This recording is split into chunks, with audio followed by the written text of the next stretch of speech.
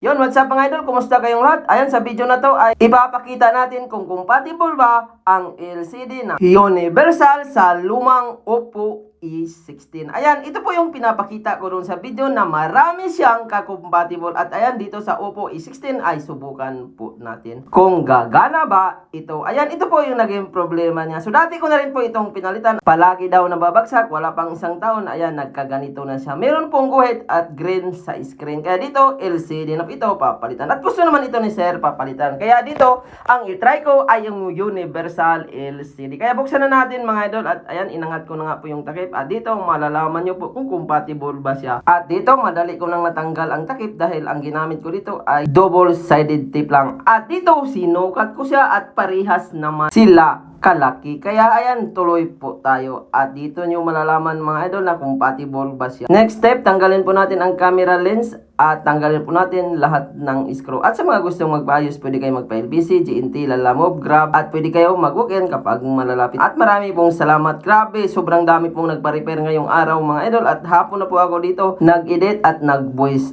over. At sana supportuhan nyo ang channel natin bago natin simulan lahat. At sana isupport nyo mga idol. Huwag kalimutan mag-follow, mag-like, mag-share at mag-subscribe para lagi kayong updated sa bawat video na ina-upload natin. At dito sa Universal LCD, kahit ako hindi ako makapaniwala na compatible ito sa ganitong unit dahil ang flex po nito ay magkaiba talaga sa LCD na papalitan natin. Kaya dito 50-50 kung gagana ba ito. At dito nyo malalaman mga idol. Ayan, sindi ko po siya ulit at ito ang naging problema. Ayan, dahil lubat ang battery nito, makikita po natin na nagkaguhit-guhit po ang display nito.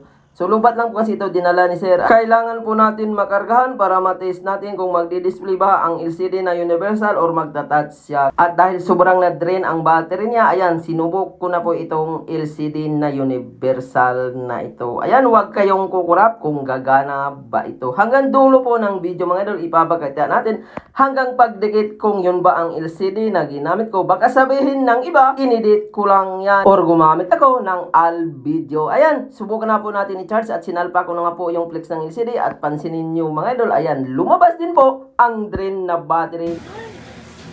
Compatible nga siya sa Oppo E16. Compatible siya sa Universal Oppo E16. At sa mga hindi naniniwala, ayan, ipinakita ko na po siya na compatible talaga siya doon sa mga nakasulat sa likod na ka-compatible na universal na LCD. At yan, antayin po natin mga idol, ilang minuto, ayan, nag-charge na po siya at mayroon na po siyang display. Ayan, so baliktad-baliktad rin natin para makita mo na may display. Oh, wala. So ayan, ito po yung model niya, Oppo na luma. At isunod din po natin yung Realme C11 Next. Kung gagana ba siya or hindi. Dahil gaya nga ng sinabi ko kanina, kahit ako hindi ako magpaniwala na compatible ito sa mga old model. Tingnan natin kung mag-touch mga idol at pansinin nyo, nagta-touch nga rin siya, walang problema. At hiningi ko po pala yung password nito para makita natin kung mapunta ba sa menu, kung magta-touch ba or hindi.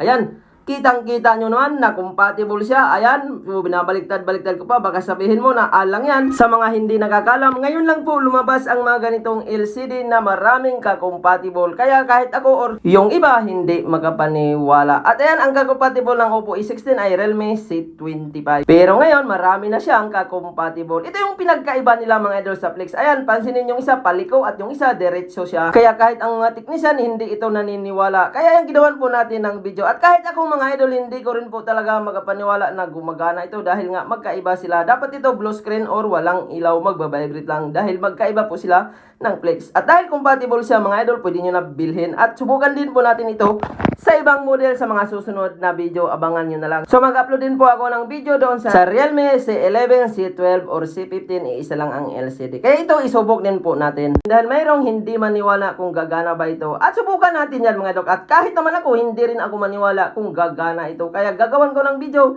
para maipakita sa inyo kung talagang gagana ba or hindi. Dahil kahit ako, hindi rin ako magpaniwala. Dahil isa rin po akong gumagawa ng cellphone at alam ko ang mga compatible ng mga LCD. Kagaya ng Oppo A16, ang compatible niya ay Realme C25 lang. At dapat hindi ito compatible dahil iba ang Flex. At dahil universal nga siya, ay gumana talaga siya. Ayan. So nilagay ko na lahat mga idol at ipapakita ko rin siya sa pagdikit. Ayan, pansin nyo, inangat ko yung LCD at pansin niyo, nakikita nyo naman yung kulay blue na universal screen at ayan, nagdi-display siya. So dito walang lokohan. At ipinapakita ko lang dito based on my experience. Or ipinapakita ko kung compatible ba ang nakalagay doon sa likod niya na compatible screen niya or ka-model niya. Pero dapat sa mga ganitong model mga idol, ang LCD na to hindi compatible sa ganitong model. At dahil compatible nga siya mga idol, doon ako naniwala na gagana nga talaga siya. At pwede rin gagana ito sa Realme C11 kaya abangan nyo po ang full video. At kung hindi man gagana, ayan, wala tayong magagawa dahil yun nga ang tinatawag na universal screen. At dahil dito compatible siya at pwede rin talagang compatible doon. Ay, nadikit ko na mga idol at nilagyan ko ng guma. At kapag nagdikit ka ng LCD 2 hours, yung alisin ng guma para sobrang madikit ang screen at hindi maalog-alog. At bumili rin pala si Sir ng tempered. Inunahan na niya mga idol para hindi daw masira agad. Dahil alam naman natin ang mga replacement, minsan kapag nabagsak or tumama sa gilid, pwede talagang mag-crack or mabasag. Dahil iba na talaga ang quality ng replacement at sa original. At nalapat ko na mga idol at pisil-pisilin natin para mawala ang bubbles niya. At dito mga idol mag-apply rin tayo ng rubber at 2 hours ito alisin para madikit ang screen. At ayan mga idol, so in-enter ko nga yung password at sinubukan ko ulit. Sobrang linaw, universal ang nilagay ko rito. Ang linaw, ang lambot pa ng screen. Ganun pa rin presyo ang universal. Oo, ganun pa rin. Mas mahal pa nga to eh. Kasi pang-upgrade na LCD to, pang Oppo A57, A77. Kaya Di kasi na lang? Oo, sige.